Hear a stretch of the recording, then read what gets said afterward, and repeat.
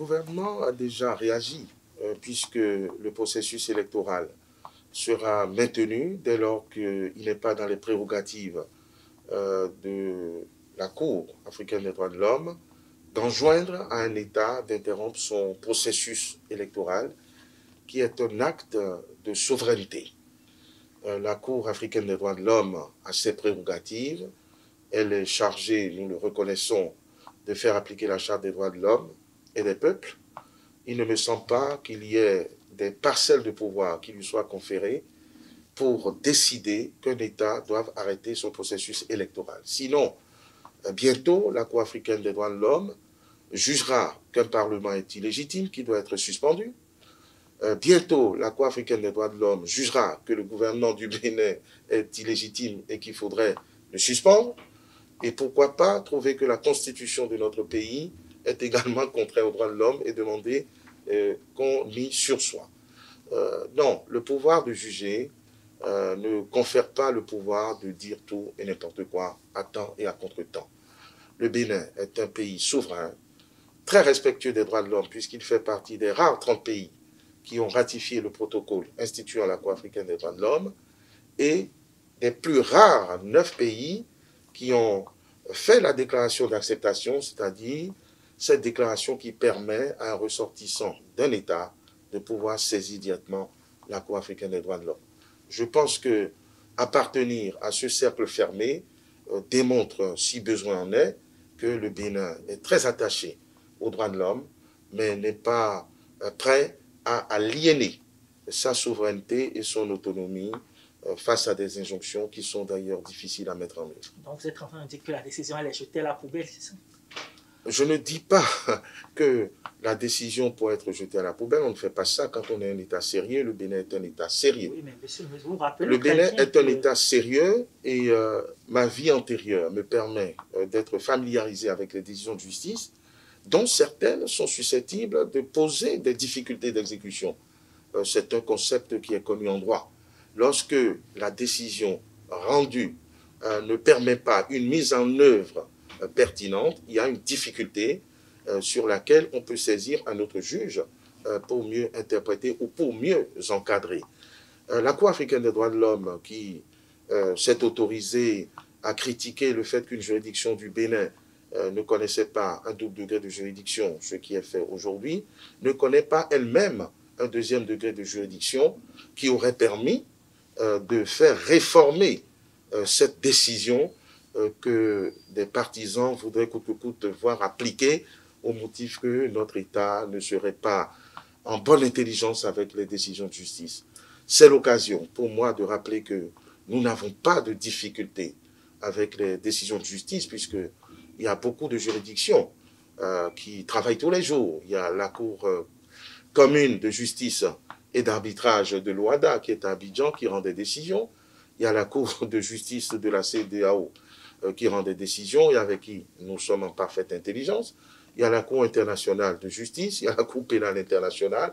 Donc, il y a une obsession par rapport à cette Cour, du moins, le Bénin obsède cette Cour et les différentes décisions ne résultent pas d'une plainte concertée, mais des droits et de la sauvegarde des droits d'un requérant que nous respectons, mais cela ne fait pas un droit qui s'impose au Bénin, qui connaît et reconnaît ses engagements internationaux. Finalement, est-ce que, puisque vous l'avez évoqué par vos détracteurs, est-ce que vous n'êtes pas en train de donner raison finalement à ceux-là qui estiment, comme le Patrice Talon Kandel avait dit, que le Bénin est en train de devenir un État voyou, un État qui ne respecte pas finalement les décisions du juge, puisque vous le savez, monsieur le ministre, que cette décision est antérieure, est la suite des décisions antérieures qui ont été rendues par cette même Cour et qui n'ont pas été respectées par l'État béninois. Je vous parle d'une psychorigidité. Si ce n'est pas le fait de cette juridiction que je respecte et que notre gouvernement respecte, mais des tenants d'une certaine thèse qui voudrait que l'État du Bénin soit un État voyou, alors que nous sommes dans une discussion d'école. Oui, le candidat Patrice Talon avait observé que l'État béninois à un moment ne respectait pas les décisions de justice. il s'agit des décisions de la CCJA et bien d'autres décisions, y compris des décisions rendues par nos juridictions en interne. Le candidat Patrice Talon avait en face de lui un autre aspirant au poste, qui avait d'ailleurs l'avantage d'être Premier ministre de notre pays, et qui a soutenu que lorsque il est question de souveraineté ou d'atteinte à notre souveraineté, il y a des cas dans lesquels l'État doit prendre ses responsabilités. Je ne pense pas qu'une thèse l'emporte sur l'autre, mais regardant les choses sous ce double aspect, nous devons permettre à l'État béninois, qui sait prendre ses responsabilités, de ne se soumettre qu'à des décisions qui sont exécutoires. Et force est de constater malheureusement que les décisions rendues par la Cour africaine des droits de l'homme ne peuvent être exécutées au Bénin qu'en méprisant les principes de droit, comme par exemple celui de la séparation des pouvoirs. Quand une juridiction rend une décision en demandant à un État, j'entends par là, au pouvoir exécutif, de faire annuler ou d'annuler une décision de justice, c'est une invitation à méconnaître et à bafouer le principe de séparation des pouvoirs, puisque le pouvoir exécutif n'a aucun moyen de faire annuler une décision qui a été rendue par une juridiction autonome de notre pays.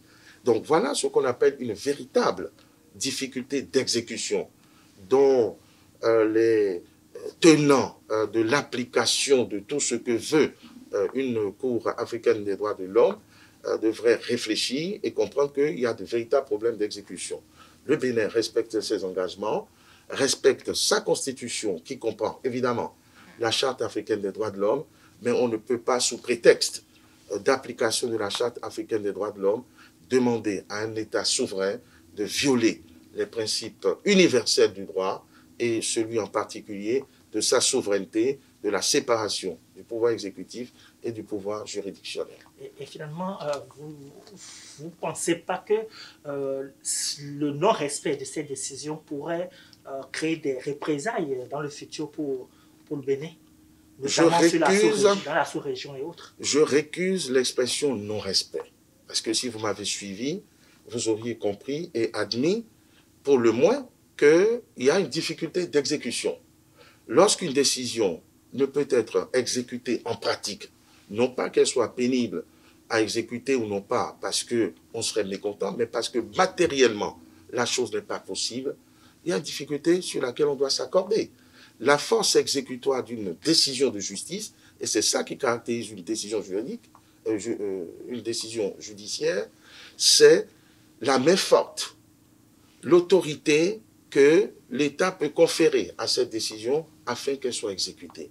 Là, nous sommes en pleine fiction et nous avons une juridiction qui va dans un sens unique. Je veux dire, les erreurs se multiplient, les incompréhensions se multiplient.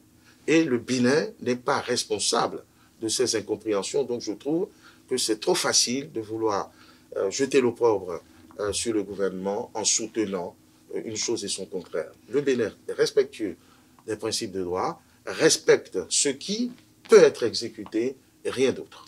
Et dernière question, la Cour africaine des droits de l'homme et le Bénin, finalement, ça devient une sorte de jeu de ping-pong, j'envoie, tu me renvoies. Il ne s'agit pas d'un jeu de ping-pong, mais il s'agit de faire une analyse exhaustive, holistique de la question. Nous faisons partie des 9 rares pays à avoir fait cette déclaration d'acceptation. Comment les 51 autres États de l'Afrique peuvent-ils nous juger, eux, qui ont manifesté une défiance vis-à-vis de cette Cour?